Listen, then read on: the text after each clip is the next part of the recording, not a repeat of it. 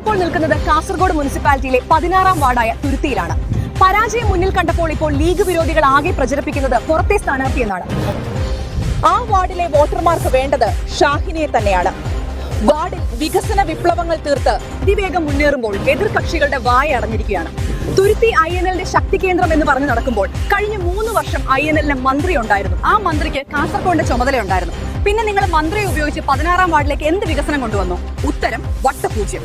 മന്ത്രി ഉണ്ടായിട്ടും ഒന്നും ചെയ്യാൻ കഴിയാത്ത നിങ്ങളെ പരാജയത്തിന്റെ പടുകുഴിയിലേക്ക് വലിച്ചെറിയാൻ 16-ാം വാർഡുകാർ തീരുമാനിച്ചു കഴിഞ്ഞു. നാടറിഞ്ഞു, നാടിനെ അറിഞ്ഞു. ഉറച്ച ശബ്ദത്തോടെ, ഉയർന്ന ചിന്തയോടെ, വികസനവും നന്മയും കരുതലും ചേർന്ന ആത്മവിശ്വാസത്തോടെ UDF സ്ഥാനാർത്ഥി ഷാഹിന സലീം 16-ാം വാർഡിന് പ്രിയങ്കരിയാകുന്നു.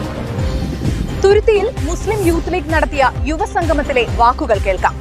ഇവിടെ ഒരുപാട് അവസരങ്ങളുണ്ട്. എനിക്ക് തോന്നുന്നു ചന്ദ്രഗിരി പുഴയെ വലയം വെച്ച് ഈ ഒരു പ്രദേശത്ത് ഒരുപാട് അവസരങ്ങളുണ്ട്. ടൂറിസ്റ്റ് മേഖലയിലൊക്കെ ഒരുപാട് അവസരങ്ങളുള്ള ഒരു പ്രദേശം കൂടിയാണ് തുരുത്തി.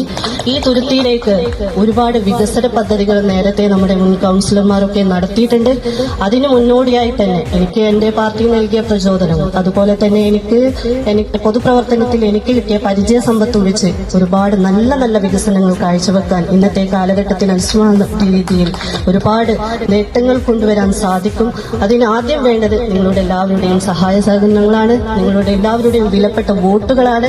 അതൊക്കെ നൽകണം. അതോടൊപ്പം തന്നെ നിങ്ങളുടെ എല്ലാവരുടെയും പ്രാർത്ഥനയുണ്ടാവണം. കായിക മേഖലയിലൊക്കെ ഒരുപാട് കായിക താരങ്ങളെ വാർത്തെടുക്കാൻ ഈ നാടിന് സാധിച്ചിട്ടുണ്ട്. യൂസഫിനെ പോലെയുള്ള ഒരുപാട് കായിക താരങ്ങൾ ഇവിടെ വളർന്നു വന്നിട്ടുണ്ട്. സ്റ്റേറ്റ് മേഖലയിലൊക്കെ എത്തിയ ഒരുപാട് താരങ്ങൾ ഇവിടെയുണ്ട്. നമുക്കറിയാം, ഇവിടെ ചെറിയൊരു ഗ്രൗണ്ട് നിങ്ങൾക്ക് ലഭിച്ചിട്ടുണ്ട്. അതിന് മുനിസിപ്പാലിറ്റിയിൽ നിന്ന് 10 ലക്ഷം രൂപ അനുവദിച്ചിട്ടുണ്ട്. ഇനി അതിനെ നമുക്ക് ചെറിയൊരു മിനി സ്റ്റേഡിയമാക്കി മാറ്റണം.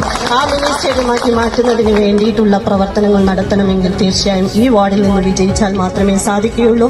നിങ്ങളുടെ വിലയേറിയ ഓരോ വോട്ടും ഏണി ചിഹ്നത്തിന് നൽകി ഷാഹിന സലീമിനെ വൻ ഭൂരിപക്ഷത്തോടെ വിജയിപ്പിക്കണമെന്ന് അഭ്യർത്ഥിക്കുന്നു.